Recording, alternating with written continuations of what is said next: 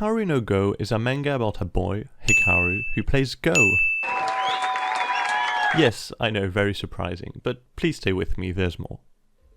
Go is an ancient strategy board game that was invented in China a very long time ago. It consists in placing stones on a board and creating territories. So I don't know how to play and you don't either, but there are two things you should know. First, like in chess, there is no luck involved. If you are better than your opponent, you will win. Second, the game is extremely complicated, more so than chess, which means that even if you train all your life, there will always be a 7-year-old Chinese kid to beat you. The game is very popular in Asia, with tournaments with huge sums of money involved. So now, back to Hikaru No Go. Let's talk about the story.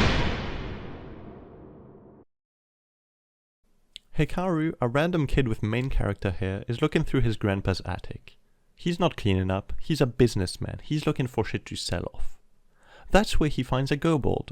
But the Go board is covered in blood, that's not good, price of the Go board goes down. His friend tells him there's nothing on the board and to stop being a bitch. By the way, her name's Akira, she's pretty useless as a character, so no need to remember that. Then, bam. Ghost comes out of the Go board and becomes connected to Hikaru, but only he can see it. Classic beginning of manga. So the Ghost is in fact pretty chill. His name is Sai, he's a professional Go player from ages ago and he just wants to play. At first, Hikaru doesn't really like Go, he only lets Sai play through him to get answers for his history exam, as you do, but little by little he opens up to it and gets more involved. This manga is about self-discovery, improvement and hard work. It was one of the first manga I ever read and really stuck with me. I read it again recently and enjoyed every moment of it. That's why I wanted to make a video talking about it, to share it with you. The rest of the video will contain spoilers, so if you haven't already, go read the manga and come back after. It's worth your time. Let's talk about the cast.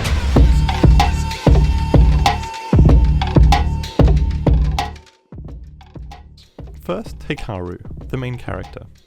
Honestly, at first I didn't really like him. He's lazy, uninterested, rude, and that makes it hard to respect and support him on his journey. However, with some distance, you realize that he's just a kid. In manga and anime, you somehow get used to overpowered or objective-driven protagonists, and that makes you expect a lot from main characters. But Hikaru is just a normal kid. He's lazy and uninterested in learning a complicated board game, yes, that's normal. He's 12 years old. He doesn't have any grand goals or objectives, he's 12 years old. I'm in uni and still don't know what I want to do with my life. It makes sense. The only thing special about Hikaru is Sai.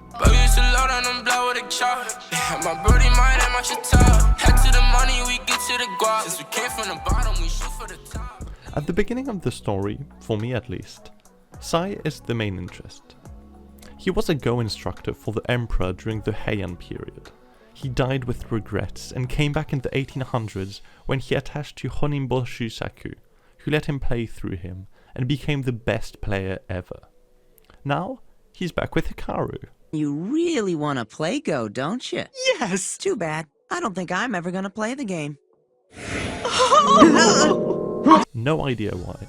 We quickly realized that Sai is overpowered and super badass. When he plays through Hikaru, he beats everyone with ease.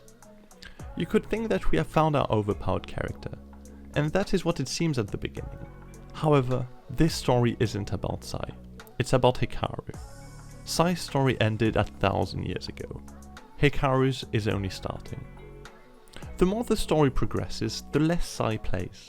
We see a transition towards Hikaru enjoying the game more and more, and Sai taking on the role of teacher instead.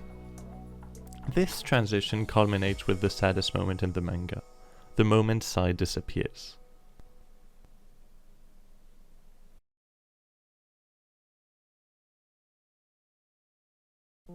Even though Sai took second stage in later parts of the manga, he was still a reassuring presence. Sai had a sense of timelessness to him. He stayed with Honimbo Shusaku until he died, so why would it be different this time? Well, Hikaru wasn't like Honimbo.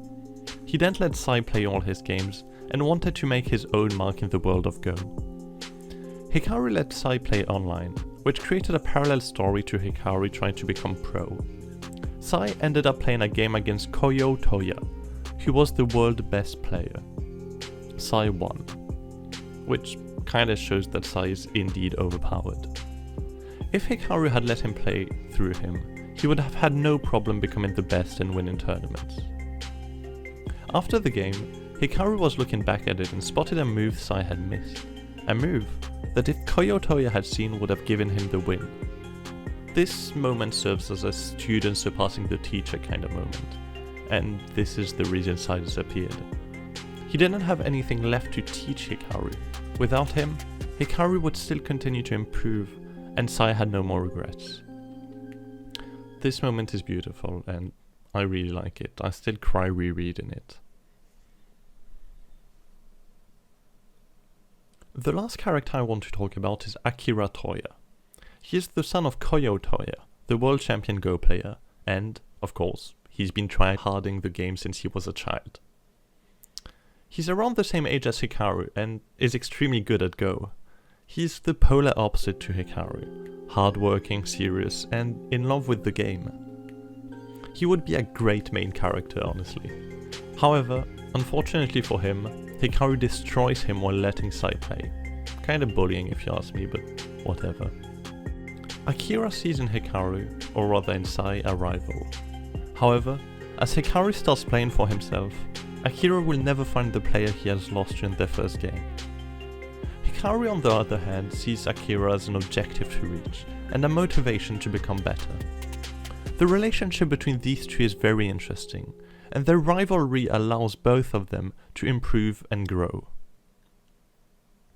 In conclusion, Hikaru No Go is a great manga. I really enjoyed it. If you still haven't read it, then sorry for the spoilers. But there's so much I haven't touched on, and I do recommend you go read it. There's also an anime adaptation of it, but I haven't watched it, so I can't say if it's good or not. I hope you liked the video. It's my first, and I hope not the last. If there's any other manga or anime I should talk about, let me know. On that, see you next time.